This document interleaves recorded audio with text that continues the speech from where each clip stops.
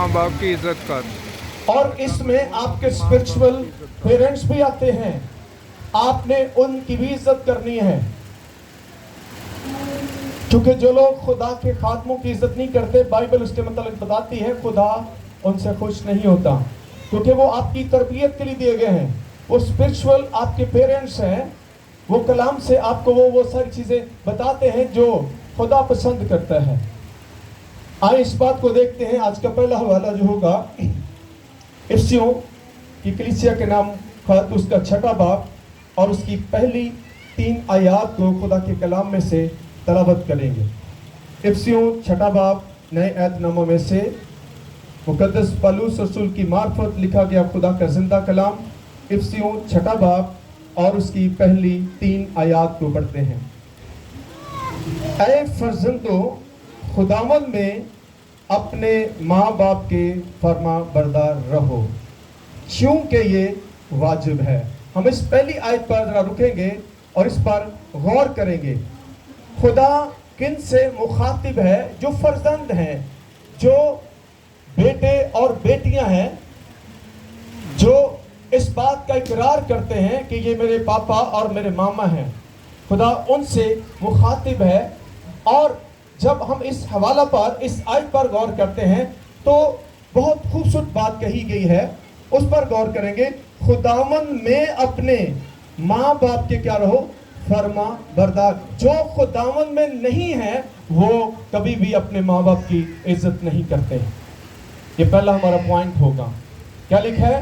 खुदावंद में, जो मसीह में आ जाते हैं, जो खुदा में आ जाते हैं, उन पर ये वाजिब है कि वो अपने पेरेंट्स की रिस्पेक्ट करेंगे, उनकी खिदमत करेंगे। जो मसीह में नहीं है वो, मैंने देखा है कि वो पेरेंट्स से प्यार नहीं करते।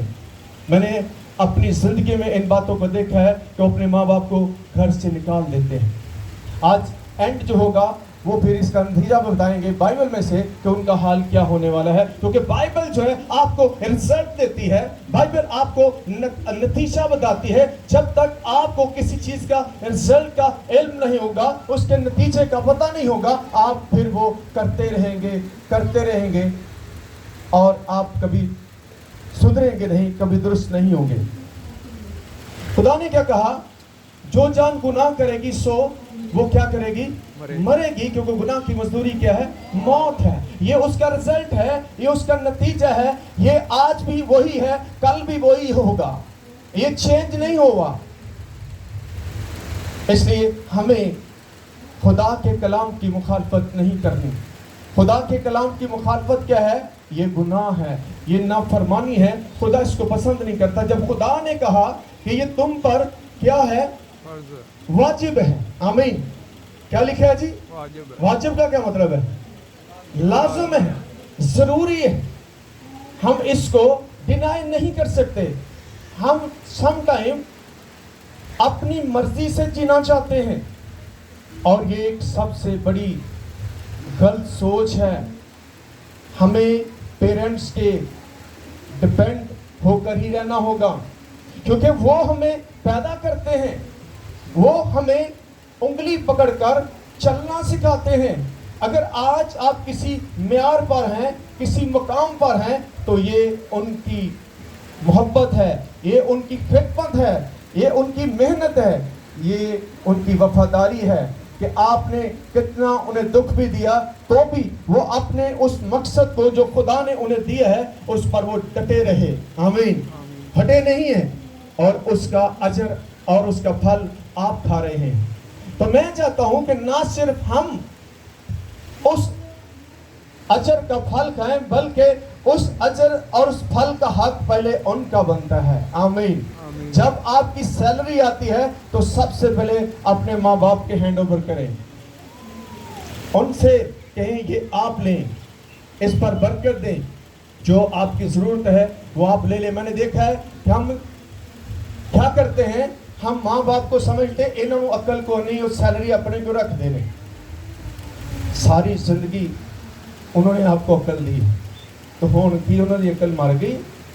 क्या कह ਅਸੀਂ ਇੰਨੇ अकलमंद हो गए कि ਅਸੀਂ ਉਹਨਾਂ ਨੂੰ ਕਹਿੰਦੇ ਇਹਨਾਂ ਨੇ 1000 देने। नो, माँ बाप कभी कभी एक पाई भी जाया नहीं करते।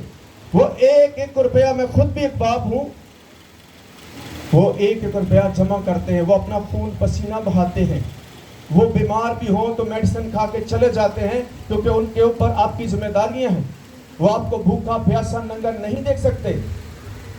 तो क्या हम उन्हें इग्नोर करें जब वो जरूरतमंद हो, जब वो चारपाई पर पड़े हों?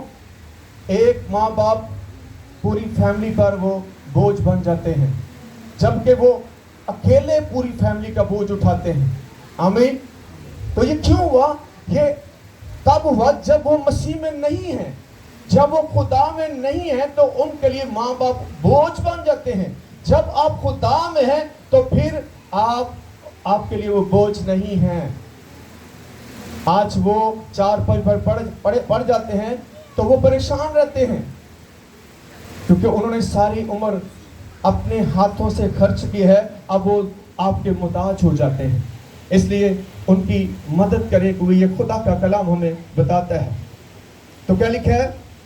दूसरी आयत क्या है? अपने बाप की और माँ की क्या कर? इज्जत कर। ये पहला हुक्म है जिसके साथ वादा भी है। आमीन। इसके साथ क्या है? वादा भी है। हम चाहते हैं खुदा वादा पूरा कर, तो हुक्म को नहीं से मनना, तो ऐसे कभी पॉसिबल नहीं होगा। हमें खुदा के वादों को हासिल करने के लिए उसकी हदायत को, उसकी इंस्ट्रक्शन को भी फॉलो करना है, क्योंकि विदाउट इंस्ट्रक्शन ऑफ गॉड हम उसके प्रॉमिसेस को रिसीव नहीं कर सकते। इसलिए उसके